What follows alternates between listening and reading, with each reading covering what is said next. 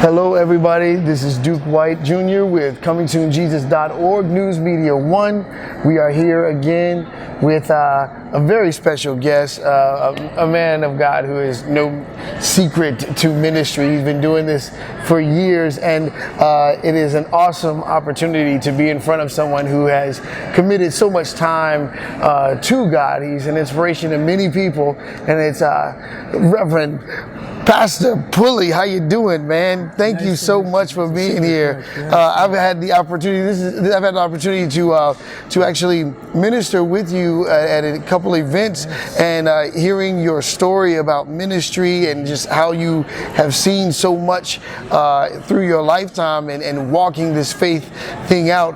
You are a wealth of information. Yes. And so, for those who don't know, for those who don't know, tell us a little bit about yourself so people can maybe catch up with how you got to be who you are. Well, first of all, I would like to thank you and your organization and Crystal, Coming to Jesus program, for the opportunity to come before you and just share it's a blessing that God has blessed me over the many years. God has been so good with me and to me and for me, and I thank God for this opportunity to be able to speak about some of the issues. And one of the things that I had forgotten about you was that you were a photographer, and that was one of my skills earlier in the years.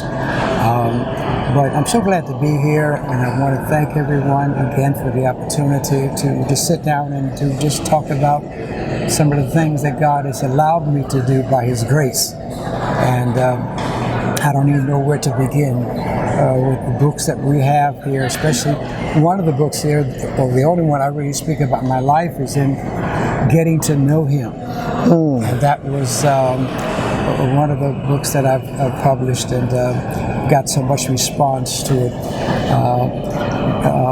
I talk about how I got started living in a family in Buffalo, New York. Right. And my dad was a vice president of one of the banks there, and my mother at that time was associated with one of the most well-known ministers at the time, Reverend R.W. Shambach. She was his evangelist. And when I was born, after my sister and brother, it was just about a couple of years that somehow something happened in the marriage, and Mama decided to go back to New York, where she originally was from. And so I ended up in New York, and quite naturally in a community that was in quite a bit of problems. Right. That's how I ended up with a lot of problems. And my mother just kept praying. She continued to put prayer before me, and God began to develop my life over a number of years, and so it was glad. And, you know, one of the things I remember you talking about when it came to ministry was that inner battle. You would talk about how that challenging, like seeing yourself one way and being one way, honestly, being one way, and then allowing that process to change. Talking to the Pastor Pulley, talking to him, could you see a pastor coming at all? Oh, no. No? No. What about the writer? Was he there? No. As a matter of fact, I've been ministering a number of years, and we had a guest speaker at our church, and while he was ministering, he just turned to me and says, the Lord's blessing me with your books. And I hadn't written any notes, much as a book. Book.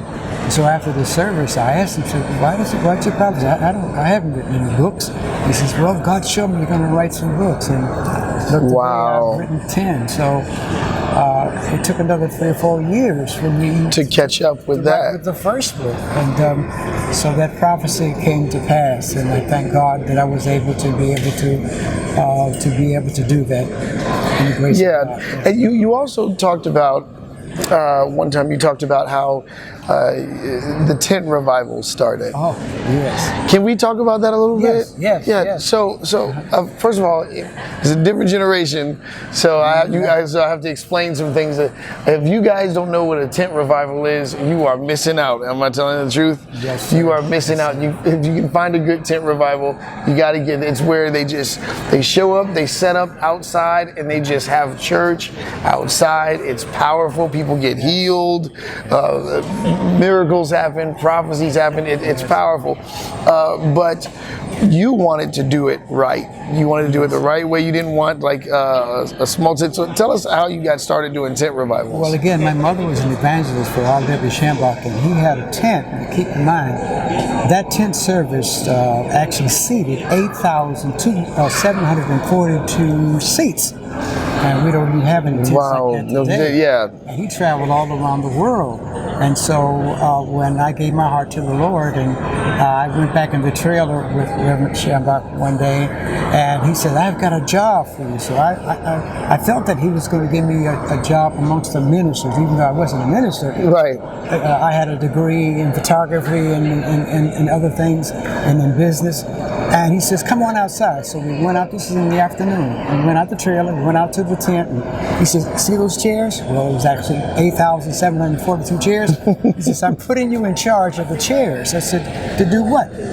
And he says, "Come to the service tonight and you'll see it." Well, after each service, many people that got saved and were delivered. It wasn't like a church service where everything was maintained its position.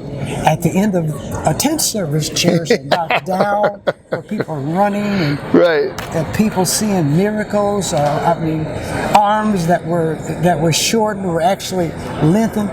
One part of the tent ministry on the side, we had a reserved seat for 40 medical doctors. And after many miracles were performed, those doctors were invited to come in and check. We've seen legs grow out. People who are blind from birth receive their sights. Wow. People that were deaf and all kinds of serious conditions. And there were the TV cameras there. And I came up under that, watching that. When my mother was going to service, I would never go into the tent. I was in the streets, so I was waiting for her to come out from the tent revival. But one day when I went there, as I was standing in the back, and you can imagine how far I was back, he pointed on the microphone, I could hear him. He says, "That young man, come here." Well, my mother was sitting on the stage on the baby grand piano, and people all turned around and said, "He's talking to you." I said, "No, he's talking to me." And I was standing out there with my hat tilted to the side with my little Denzel. Right. No, he's not talking to me. But one of the ushers came and got me, and I walked down the aisle, and people were clapping. I was like, "What are they clapping?" So I went in, and when I went there, he said, "Robert?" And I said, he doesn't know me. And then I looked up on the stage, and I saw my mother, and I said, she told him my name. But she was so excited because to find out that she hadn't told him. Just through the word of knowledge, he had my name. And then he lifted his hands, and that's the last thing I remember. I was laying in the sawdust for 30 minutes. Right. The power of God is a real thing. Listen, we're going to take a quick break. All right. When we come back, we're going to talk about this journey of faith. Yes.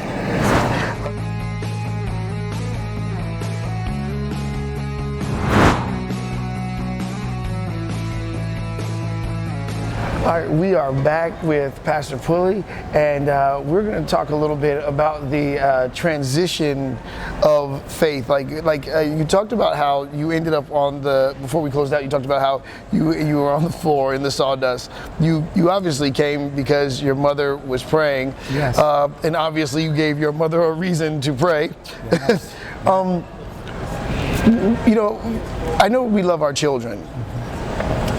As a parent, how powerful is prayer? Because sometimes our kids can make it seem like they're a lost cause, and we both walk this, especially with our young boys, but young people in general.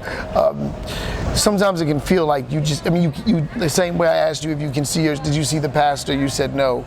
Did you see the writer? You said no. Like sometimes parents don't see the hope either. They think their child's going to end up dead, locked up. How powerful is prayer for a parent? Well, It all begins basically on the relationship that the parent has with the child in terms of prayer. Prayer is so essential. Such in my case, my father, I told you my brother and sister's father was vice president of a bank, and somehow the marriage went south and she came to New York. And that's how she met my father, who was in the streets. He was a very well-known dealer out there. Right. And so even though he didn't live with my mother, and I only saw him twice, at the age of 8 and the age of 11, mother continued to pray for me. You saw her praying? Yes, yes. She continued to pray. She thought that God had something special for me. But I constantly got involved with the streets. And to make a long story short, when I got to the age of, say, around about 21, I started my first after-hour club. Wow. This club consisted of about 60 people. And 25% of those people were either police officers, and this was an after hour back in those days. Right, that's huge. Alcohol, yeah. You know, but anyhow, I got involved with that and got involved with some other illegal things, such as transporting goods from major stores with a tractor trailer, but I never got arrested. Mom kept praying, and that day when I went to the tent, and her pastor called me out, and when he prayed for me, only a few words he said, I fell out. I didn't know.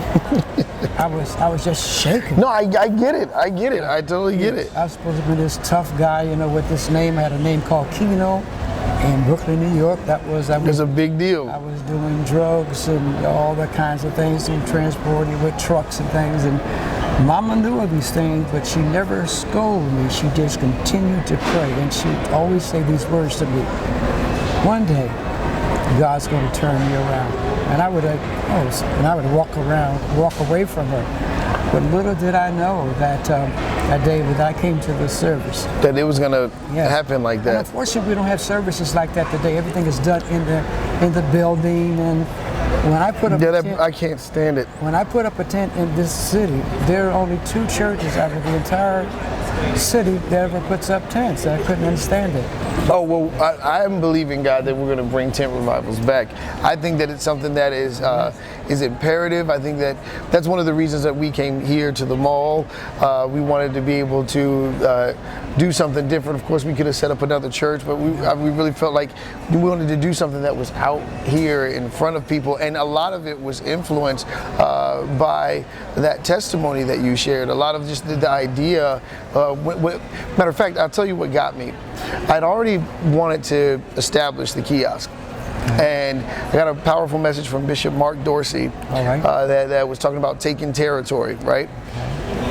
Well, one of the things that I remembered, I was going to shake this idea, but when you had that service where you did talk about your tent revivals, and you talked about how it was a tent that was given you from a circus, you know what I mean? And that, like, whoa, you know, that was powerful testimonies that were where you didn't have the resources, and God made a way because you were called to the job. And I guess the adventure of faith, because faith is an adventure. Yes, it is. The adventure of faith is a real thing that I want to tell everyone straight up. This is not something that you just jump into if you're not called to do it. That's absolutely so. Because if you're the wrong person for the job, the pressure alone will crush you. Yes. So I want to tell everybody, don't ever envy somebody else's ministry, right? That's so true.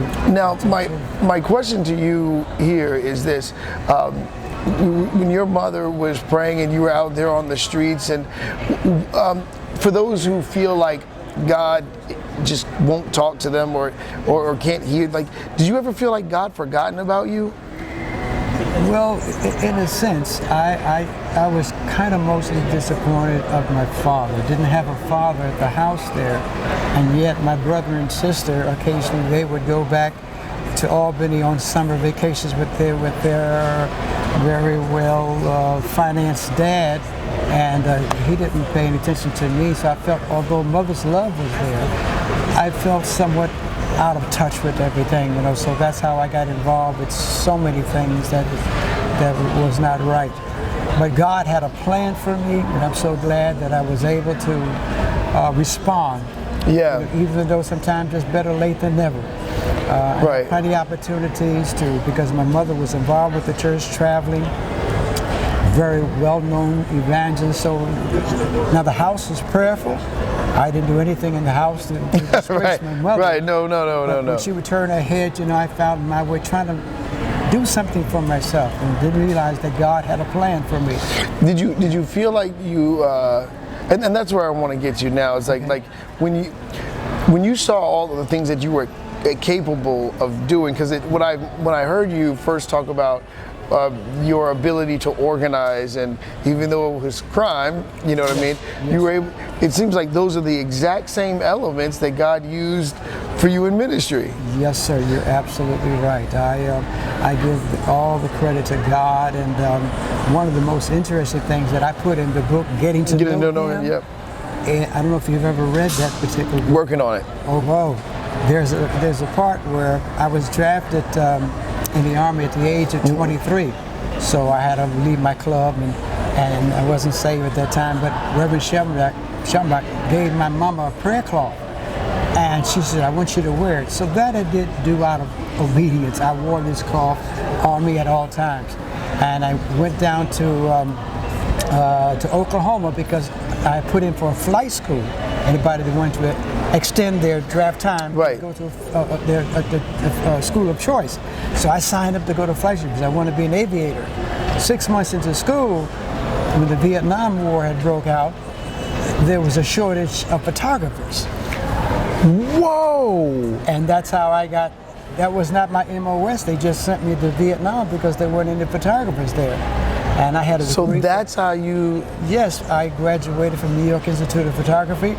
And when I went to Vietnam, they put me in the planes that were flying over hostile areas after they had dropped certain bombs and these gases.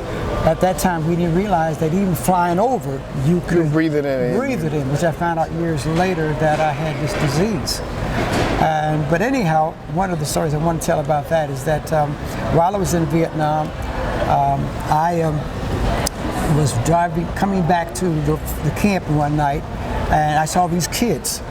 And they were out there trying to beg for food. And the officer that was in charge wouldn't allow us to give them any food. And I thought that was kind of sad. So we went back to the fort. And then after about an hour later, I got some food and asked the sentry to allow me to go back. Just real quick. This is after, so this is, you sold the club. No, yes, I sold the club. You sold the club, and now you got drafted, and then it's okay. I just want to make sure, because so it seems like your heart is in the right place. Yes. And I walked back a good mile. It took me an hour and a half to find these kids. I had all these rations on me. When they finally saw me, they started, they jump and they smile instead of leaving and going back. And this is one of my greatest testimonies, the fact that instead of me leaving, going back, I decided to hang around and just be with them. And one of the kids that had left was now coming back saying, the VCs are coming, the VCs are coming. It's them la-di-da-ba-ba. That, Vietnamese, la-di-ba. You got to get out of here, you got to get out of here.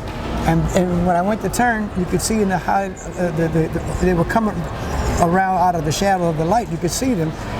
One of the little girls, about 8 years old, she said, get down, let it down. And he's get down in the dirt. And I said, and I don't know why I didn't run. I got down into the dirt, and these kids covered me up with leaves. Wow. The next 10 minutes, they asked the kids where I was. They heard that I was there. They beat them, they punished them, and I could hear it up on the, and I was thinking, any minute, the leaves, they're going to uncover it and kill me. They weren't really after me. They heard that I had this 45. That was my weapon. They wanted that weapon. And about 15 minutes later, the leaves started to be removed, and I reached in and grabbed my prayer cloth, and I said, oh God, I said, Lord, God wanted me to be saved. I said, Lord, if you get me out of this, I'll give my heart to you. Right. And when I looked up, it was the kids. The guys had left. Then the kids walked me back to Fort, but they didn't take me back by the road. because I might have been seen, they took me back through the wood line, all the way back. Those kids saved my life. Wow, wow. So sadly to say that a lot of people really don't get the opportunity to talk to people who have been through Vietnam and things like that.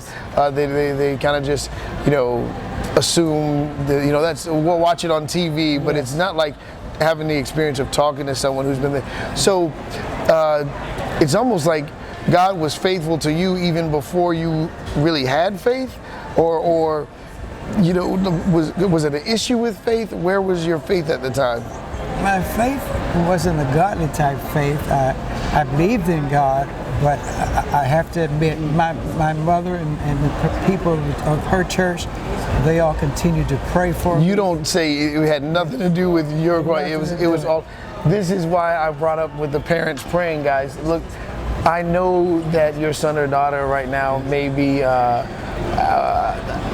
all over the place mentally, and you're not wrong.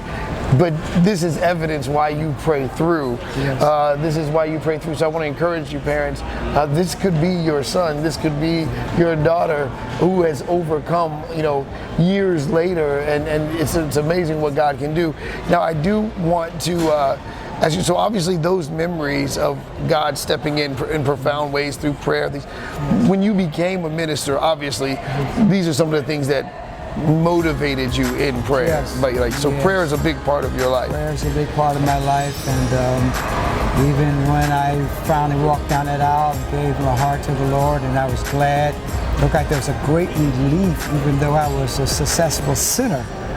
Right, so we're back with Pastor Pulley, and first of all, let's go over some of the titles of the books that you've written, and kind of give a synopsis of why. All right. Well, one of the titles is the mystery of Jesus and his death. There's a great mystery about how he died that is not publicly or religiously even known. There's some things that through research we find out, through the research of, there are some things that are just not known to the public in terms of the church, which I endorse that book there. And then we have The Color of Blackness, the importance of understanding the origin of the making of color as far as a Bible perspective of it. Right. The Divine Natural Way of Life, that's the other book. Then we have, y'all know these titles are heavy. Yes. And then there's one on Marriage is a Strange Thing. Right.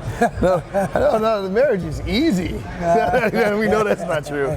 Then there's one that I wrote, it's called Wonderfully and Fearfully Made. This describes us through the eyesight and the prism of God.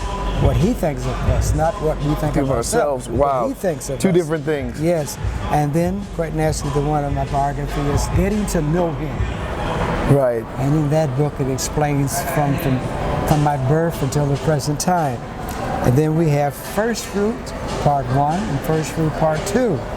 How important it is, and I found as an evangelist for 35 years, that the lack of knowledge that the members of church understand this first fruit principle about giving God the first of everything. It's the first of the Sabbath as far as the Jews are concerned in terms of worship, how important that is. And then there is, I think we got, then there's The Viol and the Horn.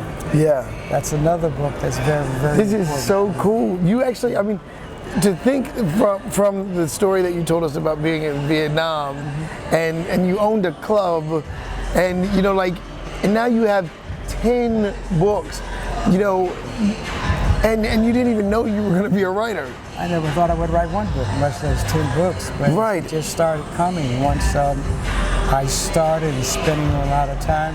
Fortunately for me, my stepdad was a minister. So my mother married him, and we moved to New York. He had this extra room, which was a library full of books. And that's how it happened. And I spent months laying on the floor there reading, not knowing that I was going to be this stuff was, I was trying to help myself to deliver myself from my past. And so I was willing to, the club.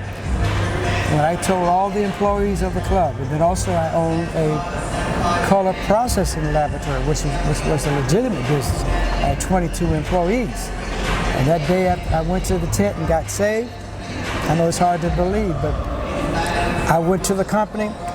I sold everything. I got $275,000 under price of what it was actually worth. I took that money and gave all of my employees $10,000 and told them I was closing the shop. And the balance of that, I took $60,000 and went into Reverend R.W. Shambach service that night and put $60,000 in the offering. The strange thing about that is after the offering, I went to the service to his trailer tent after it was over. And I stuck up my chest and said, Brother Shambach. I said, yes, sir, Bob, what's wrong? He said, I just put in $60,000 in the offering. And he said, bless God, and walked out. So I ran to my mother. I said, I gave him $60,000 in the offering, and he acted like it was nothing. I said, oh my God, I don't like this man. Right. You were offended. Little did I know that God was training me and preparing me to understand the importance of giving. Yeah. So as I grew in the ministry, I began to understand the way he responded at that. Well, speaking of growing in ministry, we both have something in common. We both started off in radio. You know, like is that how your ministry was birthed, like through as far as media, coming through radio? Yes. I joined a small radio broadcast that was like a 10-minute or 15-minute broadcast, and I joined that broadcast in New Haven, Connecticut, just to be an advisor to help build a business. Right. But after about 6 months, I kind of took over. The station. It seemed like God had always was trying to send you that message that you were born to lead. Yes. You know what I mean? That's a big part of it. Like that's one of the things that I get encouraged by you is that, you know, you remind me, you know, obviously having the kiosk, running a business, things like that. That stuff requires a lot of faith, and it's not easy. That's so having a family doing all that stuff, and I think sometimes for leaders, we don't. Because we're putting so much out, we don't have a lot of people to look to that to pour into us.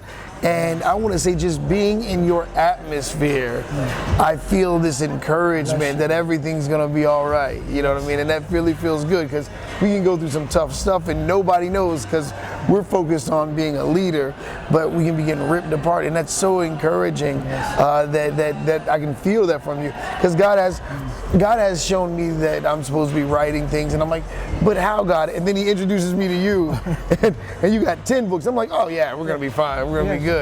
Now, let me ask you, you've worked with Pat Robertson, and you've worked. Did people say things like, oh, the ministry back in the day, that was too rigid and too mean and too tough? Because it's like, how does the message of love get distorted like that? How does the message of love get distorted like that? I think they're, I hate to say it, not necessarily totally committed. When you have people that will speak evil or speak down on the projects like that, because they don't know the experience. And as I was sharing with someone the other day, that there's a tremendous high percentage of Christians. I know they love God, but they lack certain things such as the consecration, which brings you closer to God. In other words, they're members, and I don't mean to offend our they're members of the church, but they haven't had a real personal relationship with Him, and that's what's needed. I definitely had a personal relationship with Him, all through the grace of the prayers of my mother and those that were in the church, and obviously God had a work for me to do. Well, one of the things that I was listening for, to be totally honest with you, is in your younger years, I wanted to hear you say that you were a Christian, and you didn't. You were like, no, I believed in God, but I wasn't. You made that clear distinction that there's a difference between believing in God and having faith and like being obedient. And you didn't make that claim, because I think a lot of people assume, and like the fact that, I thought it was very interesting that the fact that you did give a lot of your earlier safety and protection, you gave that credit to your mother's prayers, versus saying, God had favor on me or something like that. Because I do believe that in this generation, people do want to consider themselves as believers no matter what they do. as if God will just accept anything. That's so true. And I do feel that burden to bring that back to say, hey guys, God's not just accepting anything. He will accept you the way you are, but expect to change. Yes, yes. And in my case, it was, unfortunately, I didn't attend a small church. Our church was the tent. And so Right. I saw all of these things. And, there were so many miracles that was done in the tent. The first 2 or possibly 3 weeks, I would pass out all the time. Wow. And Brother Schambach, my pastor, asked me one day back in the trailer, he said, Rob, I know you love the Lord. Yeah. He said, but what do you keep passing out for?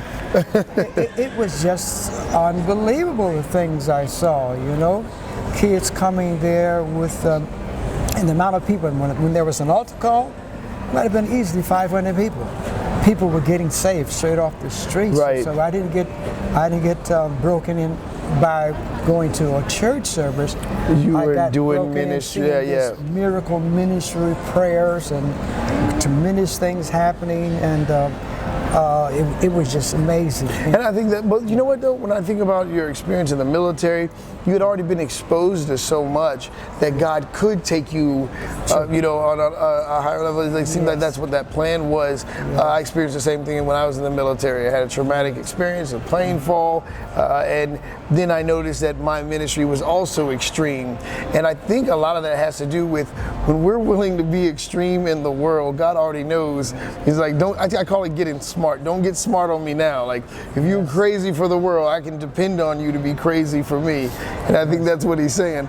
I do want to talk more about being young in ministry. You talked about the $60,000 and like thinking that should mean something, because obviously you thought what were you expecting to hear? Recognition. I thought he could get up the next day and announce it, but I didn't understand that, to me, money, because of understanding the business that I had, the after-hour place that I had, the truck, and some legal, some illegal things that I was doing, I was drawn to the money part of it, Right. And so when I came to church, I was still carrying those same thoughts, and so when I sold everything and It was going to be, you wanted that recognition. I wanted the for recognition. And then when I told him I needed it, he said, I'm going to give you a job.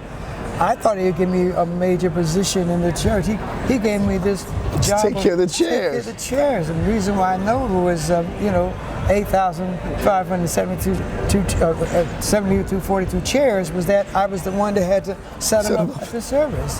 Wow. And I said, the nerve of this man. But through my prayers of my mother, I'm not going to say on air what I really said. You said, yeah. Everybody knows what you really said. God, this guy. Because it's humiliating. Like, it is humiliating. Yeah. So I was looking for attention. Yeah. Like I just put in $60,000 in the basket. Oh my goodness.